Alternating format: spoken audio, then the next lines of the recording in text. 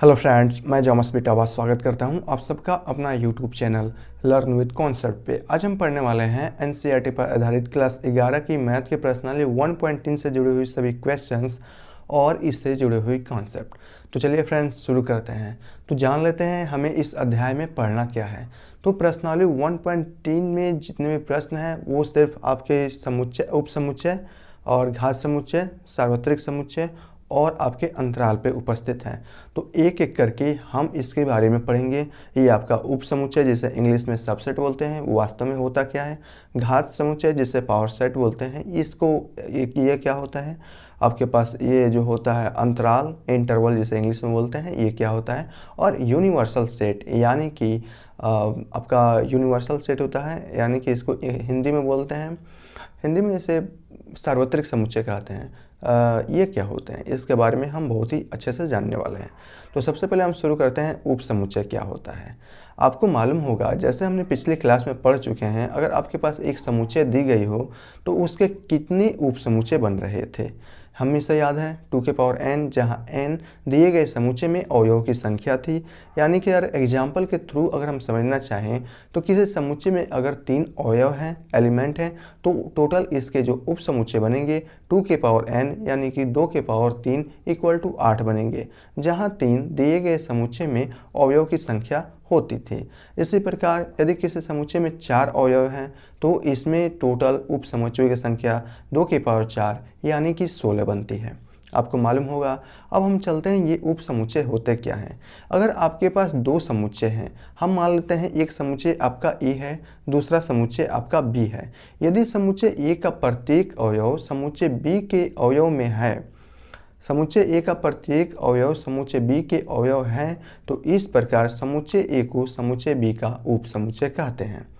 Okay, क्या होना चाहिए हमें, किसी एक समुच्चय का पूरा अवयव समुच्चय किसी दूसरे समुच्चय में उपस्थित होना चाहिए, तो हम इस प्रकार उप समुच्चय को परिभाषित कर सकते हैं। यानी कि अगर हम एग्जाम्पल के थ्रू देखना चाहें तो हम इसे बहुत ही आसानी से देख समझ सकते हैं। जैसे आपके पास यहाँ उप समुच्चय है, यहाँ आप देखेंगे उप समुच्चय जिसे सबसेट बोल रहे थे, हम यहाँ इसको परिभाषित भी करेंगे, लेकिन उससे पहले मैं आपको कुछ एग्जाम्पल के थ्रू इसको समझाना चाहता हूँ। यदि आपके पास समुच्चय ए है जिसके अवयव मान लीजिए हैं 1, 2, 3, और आपके पास एक समुच्चय बी है जिसके अवयव हैं 1, 2, 3 और 4 और 5। आप यहाँ देख रहे हैं समुच्चय ए का प्रत्येक अवयव समुच्चय बी के ही अवयव हैं। इस प्रकार हम कह सकते हैं कि समुच्चय जो ए होगा वह उप समुच्चय होगा बी का। तो इसे लिखने का तरीका क्या होता है, तो बहुत ही ईजी से आप इसे लिख भी सकते हैं। आपको बस हमेशा उप समुच्चय का हमेशा लेफ्ट साइड में लिखना है और समुच्चय को हमेशा और हमेशा राइट साइड में लिखना होता है, और इसके बीच में ऐसा सी वाला साइन दर्शाना पड़ता है, जिससे हम कह सकते हैं कि जो आपका समुच्चय ए है वास्तव में ये आपका समुच्चय ए समुच्चय बी का उप समुच्चय है। अगर ऐसा लिखा गया है तो हम कहेंगे जो हमारा ए है वह उप समुच्चय है बी का। हमेशा उप समुच्चय को लेफ्ट में और समुच्चय जो होता है उसको राइट में लिखा जाता है। समुच्चय में सभी के सभी अवयव तो रहेंगे, उप समुच्चय में केवल वो अवयव जो समुच्चय बी के अवयव हैं वो रहते हैं। ओके, एक और एग्जाम्पल के थ्रू मैं इसको समझाना चाहूँ तो आपको मैं यहाँ पर समझा सकता हूँ। जैसे अगर हमारे पास एक समुच्चय है ए जिसके अवयव हैं ए, ई, आई, ओ और यू। एक दूसरा समुच्चय है बी जिसके अवयव हैं ए, बी, सी, डी, ई और डॉट डॉट ऐसे गया है जेड तक। ओके, मैं स्मॉल जेड लिख देता हूँ, जेड तक। आप इसमें बताइए कौन किसका उप समुच्चय है। बहुत ही आसानी से आप फाइंड आउट कर सकते हैं। कैसे, आपको बस इन दोनों समुच्चय में देखना है कि किस समुच्चय के सभी अवयव किसी दूसरे समुच्चय के अवयव हैं। यहाँ पर हम देख रहे हैं कि यह ए से लेकर जेड तक गया है। यह आपका समुच्चय है जिसमें सिर्फ वावेल है, ए, ई, आई, ओ, यू। इस प्रकार समुच्चय ए के प्रत्येक अवयव समुच्चय बी में उपस्थित हैं। इसका मतलब ए उप समुच्चय होगा किसका, बी का। तो हम लिखेंगे कैसे, ए उप समुच्चय है समुच्चय बी का। ए सबसेट ऑफ बी, ए उप समुच्चय है बी का, इसका मतलब ये होता है। क्या मैं इसको ऐसा भी लिख सकता हूँ कि बी है वह उप समुच्चय है ए का, तो इसका मतलब हुआ बी के सभी अवयव समुच्चय ए में उपस्थित है क्या? नहीं उपस्थित है ना, तो हम इसे लिखेंगे यह हमारा उप समुच्चय नहीं है। ओके, बहुत ही इजी वे से हम इसे फाइंड आउट कर सकते हैं, इसमें कुछ खास नहीं है। उप समुच्चय है तो ऐसे, नहीं है तो बीच से आपको काट देना है। इसमें फ़र्क क्या होता है? अच्छा, एक और बात बताइए, मैं अगर कहता हूँ कि ए है, ए अवयव है किसका? समुच्चय ए का, तो हम इसे कैसे लिख रहे थे कि ए एलिमेंट ऑफ, ऐसे लिख रहे थे ना, कैपिटल ए, और हमेशा समुच्चय को राइट साइड में, उसके अवयव को लेफ्ट साइड में लिख रहे थे। यह आपका अवयव है, इसका एलिमेंट है, और यह आपका उप समुच्चय है, इसका अवयव है। तो बहुत ही इजी वे से आप उप समुच्चय को समझ सकते हैं। तो लिखेंगे कैसे? आपको इसका परिभाषा लिखना होगा, तो आपको लिखना पड़ेगा, यदि समुच्चय ए के दो समुच्चय हम लेकर चल रहे हैं, जिसको मैं एक समुच्चय ए, दूसरा समुच्चय बी कर रहा हूँ, तो हमें लिखना कैसे है? यदि समुच्चय ए के प्रत्येक अवयव समुच्चय बी में उपस्थित हैं, तो इस प्रकार ए को बी का उप समुच्चय कहते हैं। इसे आप लिख सकते हैं बहुत ही इजी वे से, दिए हुए समुच्चय ए व बी में, दिए हुए समुच्चय ए व बी में, दिए हुए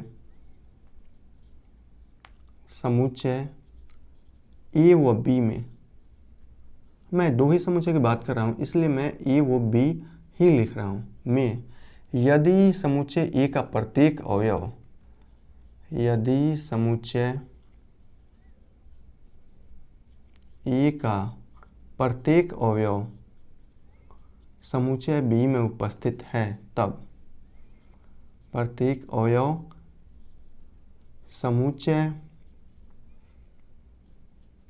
बी में उपस्थित है,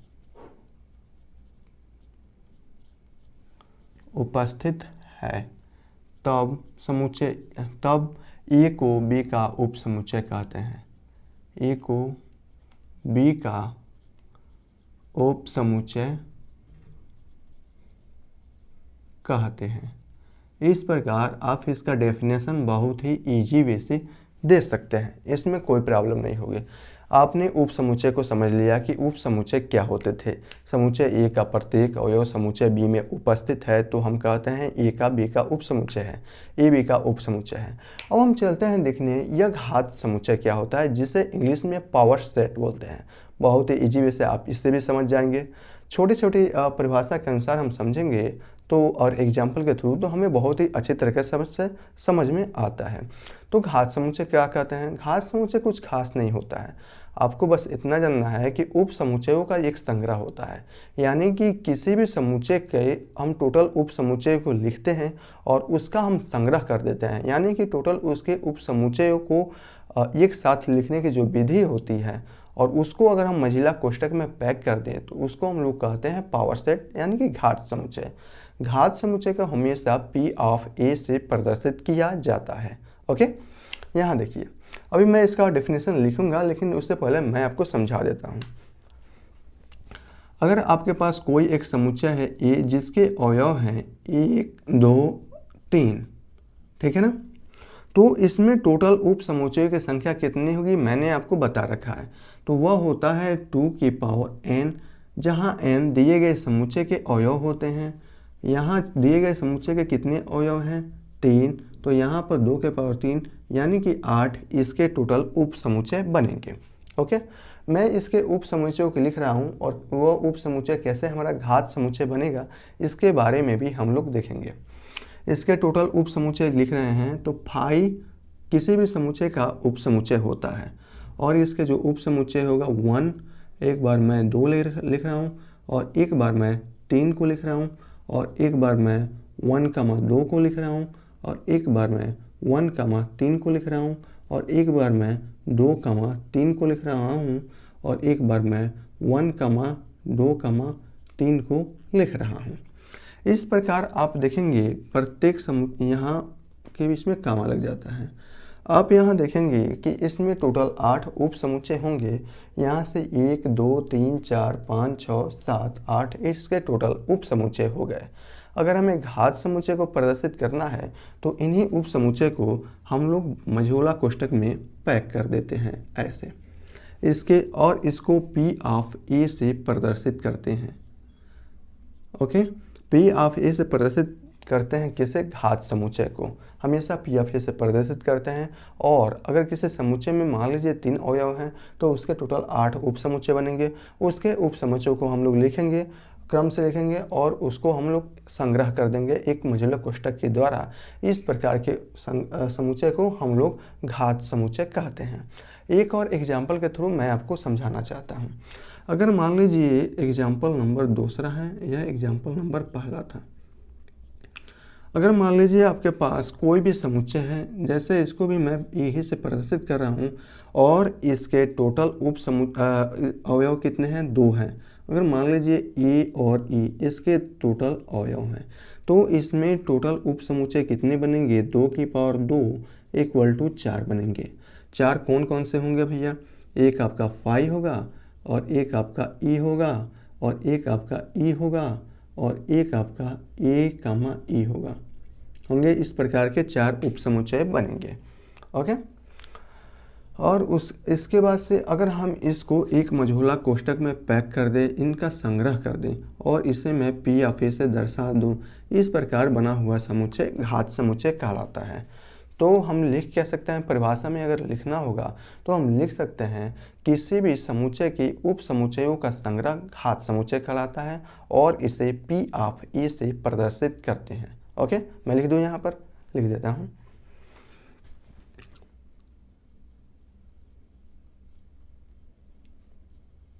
किसी भी समुच्चय का उप समुच्चयों का संग्रह, उप समुच्चयों का संग्रह घात समुच्चय कहलाता है। घात समुच्चय कहलाता है। इसे किसे, घात समुच्चय को P ऑफ A से प्रदर्शित करते हैं।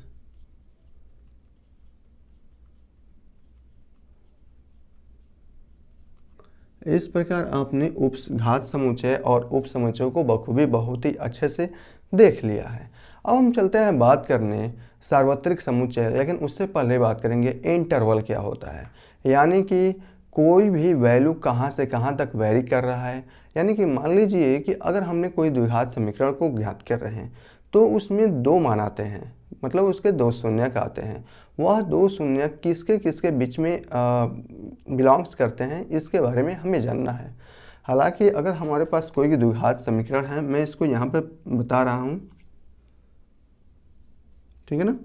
अगर आपके पास मान लीजिए एक आपका द्विघात समीकरण है 5x + 6, ठीक है ना। इसके 2 रूट निकलेंगे, एक निकलेगा x बराबर -2 और एक निकलेगा x बराबर -3। 2 मूल निकलते हैं, यानी कि इसके 2 शून्यक निकलते हैं। शून्यक का मतलब होता है यह मान जो इसका निकलता है वह दिए गए समीकरण में रखने पर वह समीकरण शून्य हो जाता है। तो इसके 2 मान हैं -2 और -3। यही 2 मान दिए गए समीकरण को शून्य के बराबर कर देते हैं, इसलिए इन्हें शून्य कहा जाता है। अगर मैं आपसे कहता हूँ कि वास्तव में x का मान, ये तो एग्जैक्ट इसके मान हैं, लेकिन इसके बीच और इसके बाद में भी कोई ऐसा मान नहीं आएगा जो दिए गए समीकरण को संतुष्ट करेगा, फिर भी मैं आपको समझाने की कोशिश करता हूँ कि ये इंटरवल क्या कहलाते हैं। जैसे अगर कोई नंबर्स है या कोई आपके पास एक समीकरण है, उस समीकरण को संतुष्ट करने वाली संख्या कहाँ से कहाँ तक बिलोंग्स करती है।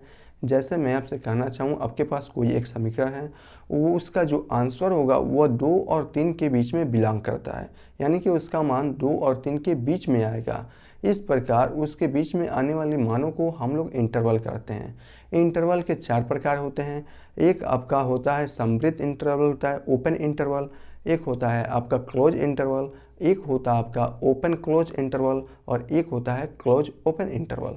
तो इंटरवल के बारे में हम इसमें थोड़ी सी बात कर लेते हैं। ओके, जैसे अगर यह आपकी एक संख्या रेखा है जो इन्फिनिटी से माइनस इन्फिनिटी की ओर बिलोंग्स करती है। ओके, इसमें नंबर्स कुछ लिखे गए हैं कुछ ऐसे 1 2 3 4 और ये आपका 0 1 2 3 4 और ये सभी नंबर्स निगेटिव होते हैं।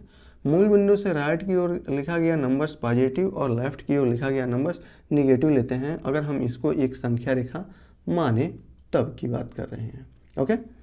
ओके, मैं ये कहना चाहता हूँ कि जो हमारा मान है वह -2 और 2 के बीच में आ रहा है, यानी कि कोई भी मान हम ले सकते हैं। x का मान अगर -2 और 2 के बीच में आ रहा है, यानी कि -2 नहीं है और 2 नहीं है, इसके बीच में सभी मान हैं, यानी कि -1 0 1 1.2 1.3 1.4 1.5 इसके बीच में सभी मान, यानी कि -2 नहीं है और 2 नहीं है। मैं अगर यहाँ पर दर्शाना चाहूँ तो मैं ऐसे लिख सकता हूँ x बिलोंग्स टू -2, 2। इसका मतलब होता है कि जो x का मान है वो -2 और 2 के बीच में नहीं है। इसको हम कैसे पता करेंगे कि -2 और 2 के बीच में है या नहीं है? इस इंटरवल से।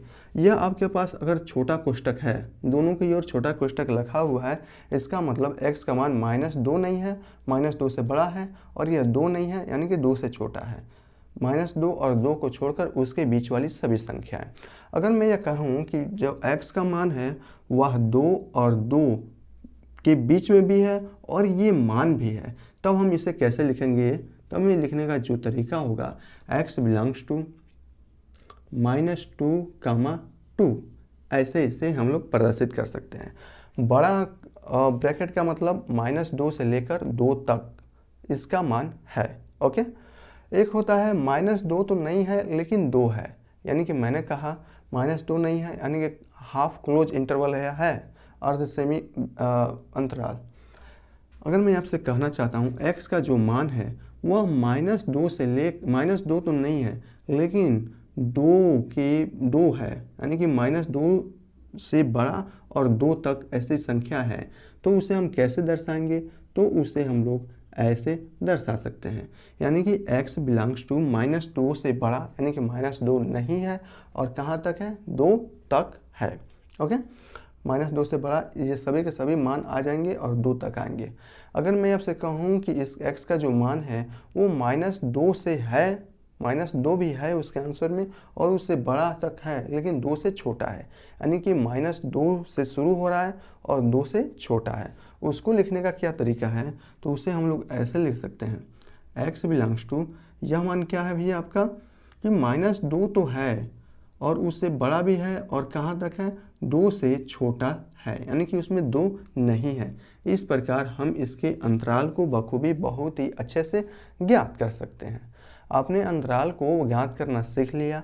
मैं अगर कहूँ x का मान 1 से लेकर 1 तक, -1 से लेकर 1 तक है, यानी कि -1 भी है उसमें 1 तक है, -1 से लेकर यानी कि -1 भी उसमें इंक्लूड है और 1 तक है, तो हम उसे कैसे लिख सकते हैं? हम उसे ऐसे लिख सकते हैं कि x बिलोंग्स टू -1 और -1 और ये बड़ा ब्रैकेट, दोनों ओर बड़ा ब्रैकेट।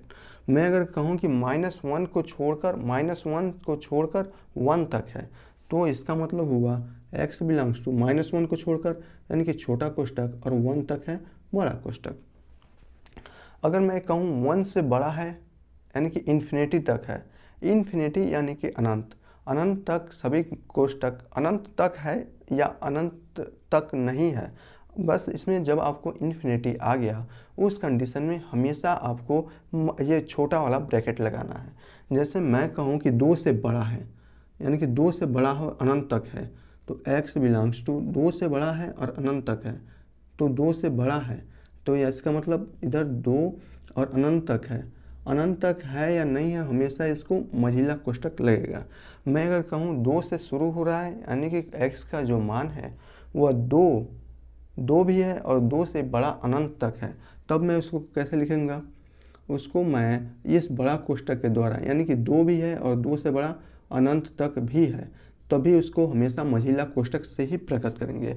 उसको हम लोग कभी भी बड़ा वाला कोष्ठक से प्रकट नहीं करते हैं। अनंत के लिए हमेशा मझिला छोटा वाला कोष्ठक लेते हैं। इस प्रकार आप अंतराल को बखूबी बहुत अच्छे से जान गए होंगे। अब हम चलते हैं सार्वत्रिक समुच्चय देखने कि हमारे पास सार्वत्रिक समुच्चय क्या होते हैं। यानी कि सार्वत्रिक का मतलब ऐसा मतलब ऐसा बॉक्स या ऐसा सेट जिसमें सभी के सभी अवयव हो, वह आपका सार्वत्रिक समुच्चय कहलाता है। जैसे हमने आपको संख्याएं बताई थी, तो उसमें मैंने आपको कहा था कि जो संख्याएं होती है वो परिमेय संख्या भी होती है, अपरिमेय संख्या भी होती है, चाहे आपकी काल्पनिक संख्या हो चाहे आपको वास्तविक संख्या हो। अगर हमारे पास सिर्फ संख्याएं हैं, बहुत सारी संख्याएं, तो ये हमारी संख्याएं सार्वत्रिक संख्याएं कहलाती है। अगर मैं आपसे कहूँ कि जो परिमेय संख्या है, ओके, यहाँ देखिए, सार्वत्रिक समुच्चय को मैं बहुत ही अच्छे से समझाना चाहता हूँ। मार्कर चेंज कर देता हूँ मैं। हम पढ़ने वाले हैं यूनिवर्सल सेट यानी कि सार्वत्रिक समुच्चय कि हमारे ये सार्वत्रिक समुच्चय किसे कहते हैं। समुच्चय जिसे इंग्लिश में यूनिवर्सल सेट बोलते हैं। बहुत ही अच्छे से इसको आप समझिएगा कि आपके पास सार्वत्रिक समुच्चय क्या है। बस इतना जानिए कि जो सार्वत्रिक समुच्चय होते हैं सभी समुच्चयों का बाप होते हैं। यानी कि जैसे एक पिता के 2 या 3 या 4 बेटे हो तो उस बाप को हम लोग सार्वत्रिक समुच्चय कहेंगे और उसके बेटे को हम लोग समुच्चय कहेंगे। ओके, यहाँ गौर से समझिएगा। आपके पास बहुत सारी संख्याएं हैं। जैसे आपके पास वास्तविक संख्याओं की मैं सिर्फ बात कर रहा हूँ। चलिए हम वास्तविक संख्याओं का हम परिमेय संख्याओं से ही शुरू करते हैं। ओके, काफ़ी अच्छा रहेगा। अगर आपके पास परिमेय संख्याएं हैं,